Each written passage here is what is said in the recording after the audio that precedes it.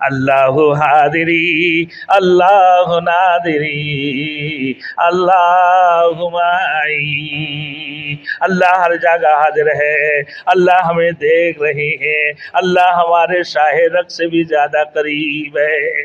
وہی اللہ تمہارے خالق ہے، وہی اللہ تمہارے مالک ہے، اسی رب کو من جاؤ، اسی اللہ کو من جاؤ، وحدہ لا شریک لہ ہے۔ جب صالح علیہ السلام نے دعوت دینا شروع کر دی، ان کی قوم نے بولا تم بھی تو ہم جیسے بشر ہو، آپ کے اوپر کیسے کتاب آ سکتے ہیں، آپ کیسے نبی رسول بن کر آ سکتے ہو، یہ تو نہیں ہو سکتا ہے۔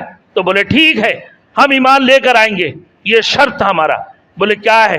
بولے یہ معجزہ دکھاؤ۔ بولے کون سی معجزہ؟ بولے یہ پتھر ہے ہمارے سامنے۔ بولے اچھا جی۔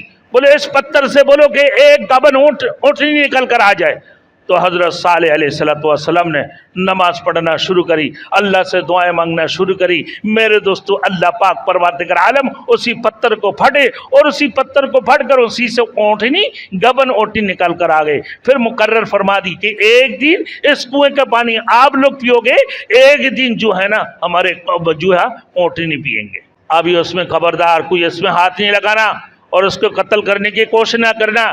اور ان لوگوں نے اس کو بھی قتل کر دیا، اس کو بھی ہلاک کر دیا، مار دی۔ اللہ نے جس کی وجہ سے ان کو تباہ اور برباد کر دی۔